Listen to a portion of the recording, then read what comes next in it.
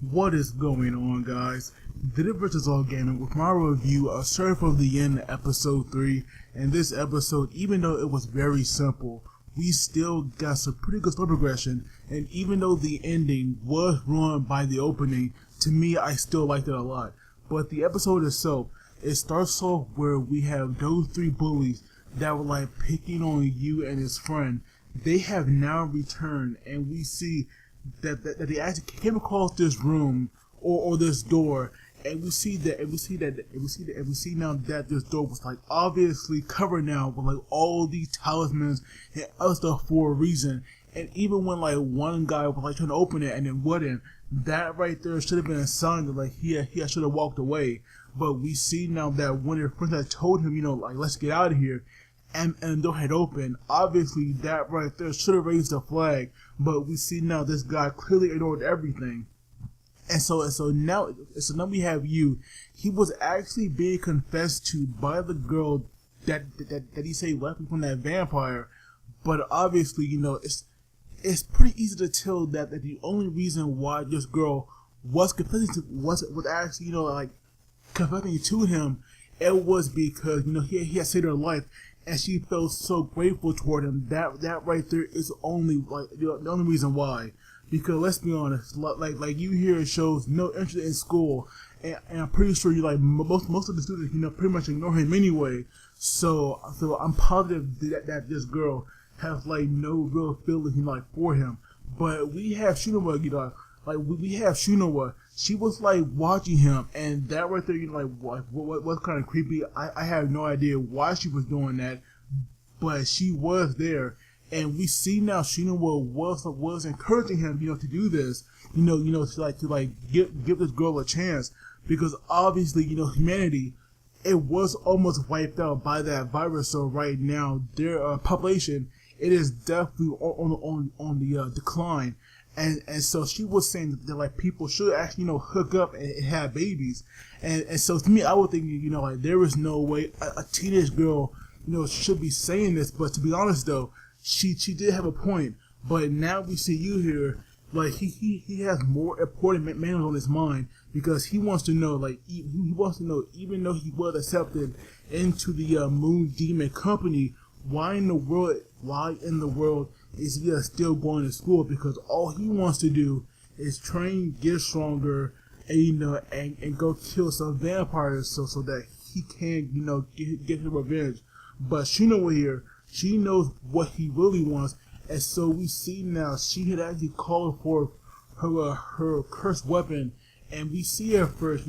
She had first held this key, and that key here, for something and we see this key, it had actually burst into these black looking flames, and from that flame we saw her demon. And right now I sadly do not remember her demon's name, but to me it did look pretty cool. But we see now her cursed weapon, it actually comes in the form of a scythe, and to me that scythe looked pretty epic. But not only that, those black flames that we saw, to me those look pretty cool. And to be honest though, I was definitely digging that different animation style that they gave to the flame, because to me it looked pretty dope. But now we see that you, he so obsessed with getting a cursed weapon that he would actually want to fight Shinoa for it. But obviously even if he does beat Shinoa, there is no way he could use it, because he cannot use a weapon that comes from a demon that has a contract with somebody else. But right now, to him, that right there didn't matter. And so we see now that he wanted to see the power of a cursed weapon, and those two actually start fighting. And to be honest though, their fight, I was digging it. Even though there was no way you could win, he definitely put up one heck of a fight. To me, that right there, I definitely had to give him credit for. And so now we see that while they were fighting, eventually, Shinoa here, she had brought out this attack there was no way, that he could block. And that attack right there, it was called She. And so what she did was, when she actually swung her weapon, sent out this like line of flame, and that flame here had like burst into her demon.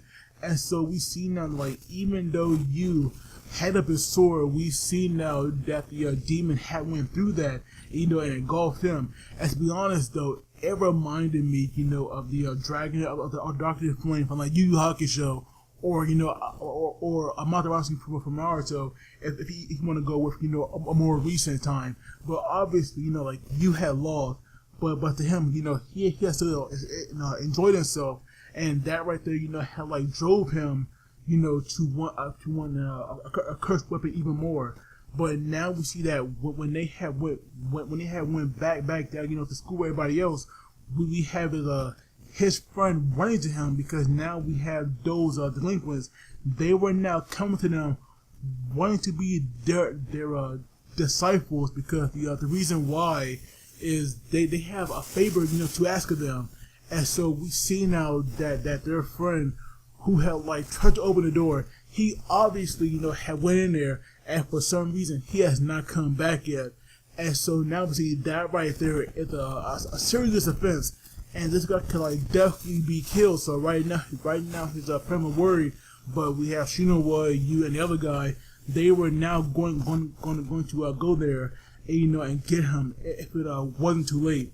And so now we see that while he was going there, we learn more about the school where they actually keep a demon in the basement. Like normally it's locked away, and only the people that like part of a unit or a company, they are the only ones that like go in there, because that right there is like training for them. And so to me it made a lot of sense, because we learn now that this school is like no more than a front. It's like, to be honest, this right here is like one giant human experiment. It's for where people who can actually like resist these demons to like temptation, they are actually come there to get stronger and become part of a unit, so that they can go out there and fight these vampires. And now this guy, he's like this guy right here, like their friend who went in there.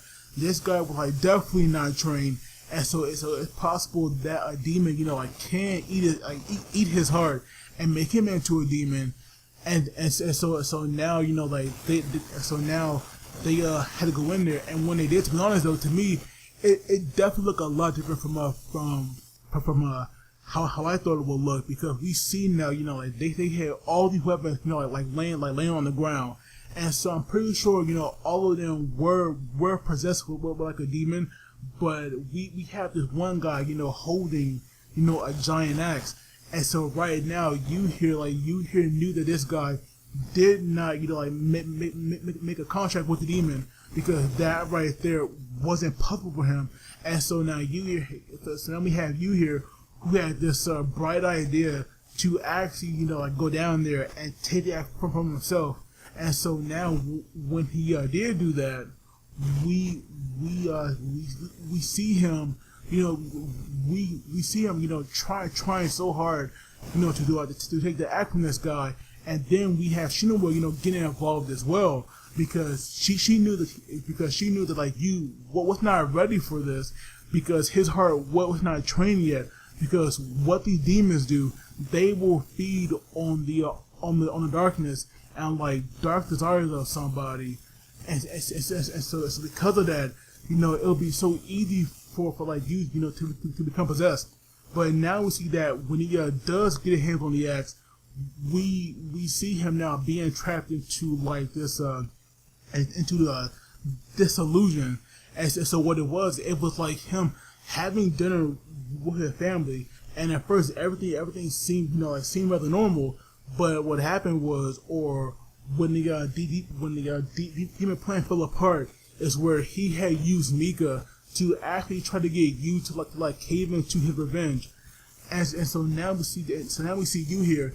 Like, you here got extremely pissed off, and that right there I will give him credit for, because what he did was he had like what you did. He did not run, but he actually fought the demon with her own willpower and actually forced them out. And that right there, to me, it was like definitely impressive, because like there's no way Mika would ever talk like that. So you definitely knew that like there was no way that right there was the real Mika.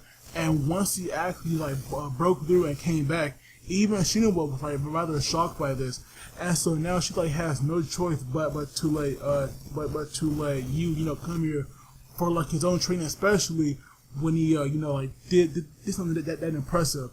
And so now we go back to the underground where the vampires were, and we see that bastard vampire that had like wiped out Yu's family. Like right now we see that he is still alive, and it does make sense because we never saw his body. We never saw his body get destroyed like that one vampire from last week. And so now like not only that, Mika's also alive, but that right there got run by the opening, and so that right there like took a lot of the shock value for seeing him again. But not only that, like from where you see his face, and especially that obvious title for next week episode, it's obvious now that like Mika is also a vampire as well. But like I said, the episode itself, it was like definitely simple, but it was definitely enjoyable. And like I said, we did get some pretty good story progression, and I am definitely looking forward to the episode for next week. But overall, for myself, I want to give it probably a 7 out of 10 for this week. But of course, I would love to hear you guys' thoughts on this. As always, don't forget to like and subscribe, because that really helps me out. And you guys take it easy. I will see you all next time.